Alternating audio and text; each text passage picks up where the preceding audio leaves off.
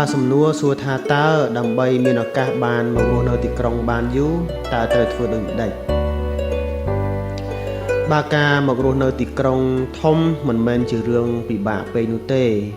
ប៉ុន្តែដើម្បីរស់នៅឲ្យបានយូរអង្វែងនិងមានលំនឹង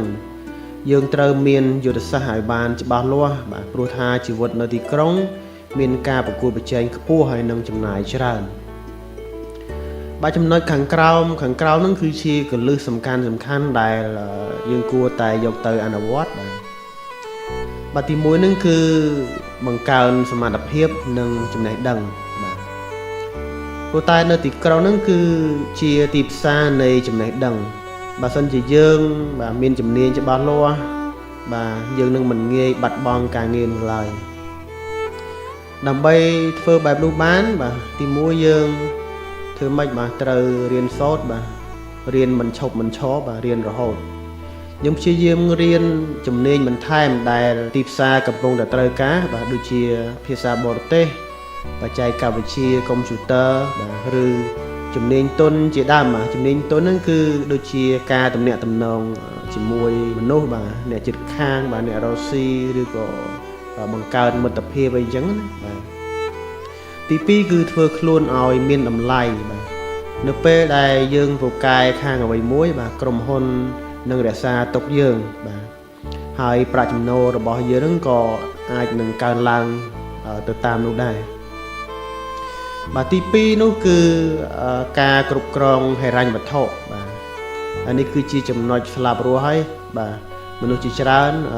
ត្រូវត្រឡប់ទៅផ្ទះវិញគឺដោយសារតែចំណាយលើចំណូលបាទអញ្ចឹងយើងត្រូវធ្វើបាទទី1កត់ត្រាការចំណាយទាំងអស់បាទបែងចែកឲ្យបានច្បាស់រវាងរបស់ដែលត្រូវមានបាទដូចជាម្ហូបអាហារបាទផ្ទះជួលសាំងបាទឡាក់ហើយនឹងរបស់ដែលយើងចង់បានដូចជាអីគេបាទសម្លៀកបំពាក់ថ្មី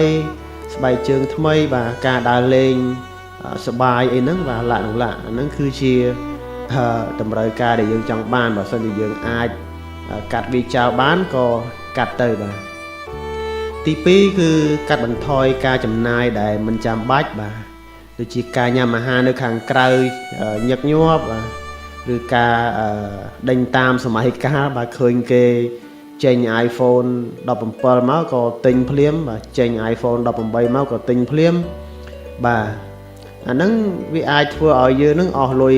សន្សំបាទมันអាចសន្សំលុយបានទេបាទខ្ញុំនិយាយនេះវាមិនត្រឹមតែទូរស័ព្ទទេបាទអីផ្សេងទៀតបាទរត់ដេញតាមសម័យកាលហ្នឹងមានន័យថាមានអីថ្មីមកគឺយើងសវ៉ាចាប់យកវាភ្លាមអញ្ចឹងណាបាទហើយយើងត្រូវយកលុយទៅចំណាយទៅលើវាភ្លាមអីអញ្ចឹងទៅអញ្ចឹងហើយវាធ្វើឲ្យយើងអស់លុយមិនសមបាទទី3គឺបង្កើតបណ្ដាញទំនាក់ទំនងរស់នៅទីក្រុងស្គាល់មនុស្សច្រើនគឺស្មើនឹងស្គាល់បាទឱកាសច្រើនដើម្បីធ្វើបាទទី1គឺខ្សែគប់មិត្តល្អបាទរាប់អានមនុស្សដែលមានគោលដៅច្បាស់លាស់បាទដែលអាចជួយជ្រោមជ្រែងយើងបានបាទឬក៏អ្នកណាដែលអាចណែនាំការងារល្អដល់យើងបានបាទទី2គឺចូលរួមនៅក្នុងព្រឹត្តិការណ៍ផ្សេងបាទដូចជាការចូលរួមសិក្ខាសាលាឬការងារស្ម័គ្រចិត្តបាទជួយបាទទាំងអស់ហ្នឹងគឺវាជួយឲ្យយើងពង្រីកបាទពង្រឹងទំនាក់ទំនងឲ្យបានកាន់តែទូលំទូលាយបាទហើយទី4នេះគឺភាពអត់ធ្មត់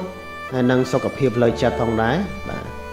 ជីវិតនៅទីក្រុងជួនកាលវាមានភាពឯកោបាទមានសម្ពាធខ្លាំងដែរបាទ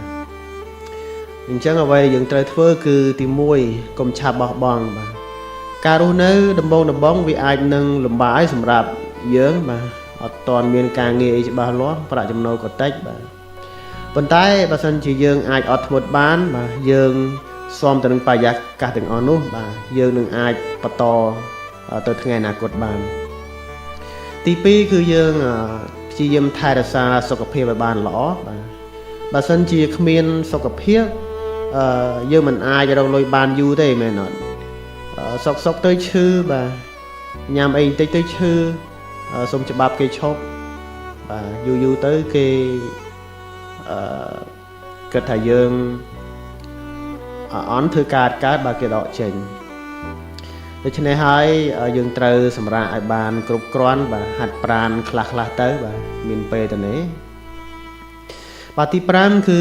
រៀបចំផែនការស្នាក់នៅឲ្យមានប្រសិទ្ធភាពបាទដើម្បីរៀបចំឲ្យមានប្រសិទ្ធភាពយើងត្រូវធ្វើបាទទី1ជ្រើសរើសទីតាំងបាទប្រសិនបើអាចយើងគួររកផ្ទះជួលណាដែលនៅជិតកន្លែងធ្វើការបាទដើម្បីកាត់បន្ថយការចំណាយលើការចាក់សាំងធ្វើដំណើរបាទហើយនឹងភាពនឿយហត់នៅក្នុងការកកផ្ទះចរាចរណ៍យើងឃើញសពថ្ងៃឧទាហរណ៍នៅក្នុងទីក្រុងភ្នំពេញយើងព្រឹកឡើងផ្ទះថ្ងៃឡើងផ្ទះងាយឡើងចេញពីធ្វើការមកទៀតក៏ផ្ទះអញ្ចឹងវាធ្វើឲ្យយើង stress ពេលខ្លះសឹងថាលែងមានអារម្មណ៍ចង់មកផ្ទះបាទទី2គឺការរស់នៅជាក្រុមបាទបើសិនជា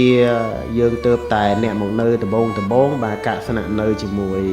មិត្តភ័ក្តិឬក៏បងប្អូនហ្នឹងក៏អាចជួយចែករំលែកការចំណាយសម្រាប់ផ្ទះជួលបាទទឹកថ្លៃភ្លើងបានច្រើនផងដែរបាទហ្នឹងយើងហៅថា share គ្នាបាទ share គ្នាទៅបើសិនជាយើងស្គាល់គ្នាចិត្តដល់អ្នកមកពីខេត្តឯមួយគ្នាបាទហើយបើសិនជាចង់រស់នៅជាមួយមិត្តភ័ក្តិពុកម៉ាក់ដែលស្គាល់គ្នាថ្មីយើងគួរតែមើលផងបាទខ្ញុំគាត់តែចង់និយាយថាយើងគួរតែមើលផងបាទអូខេអញ្ចឹងចុងក្រោយខ្ញុំមានដំបូន្មានមួយគឺសូមកុំព្យាយាមរស់នៅឲ្យមើលទៅហាក់ដូចជាអ្នកមានប៉ុន្តែត្រូវរស់នៅដើម្បីឲ្យខ្លួនឯងក្លាយជាអ្នកមានពិតប្រាកដបាទអូខេអរគុណច្រើនសង្ឃឹមថាទាំងអស់គ្នាអាចយល់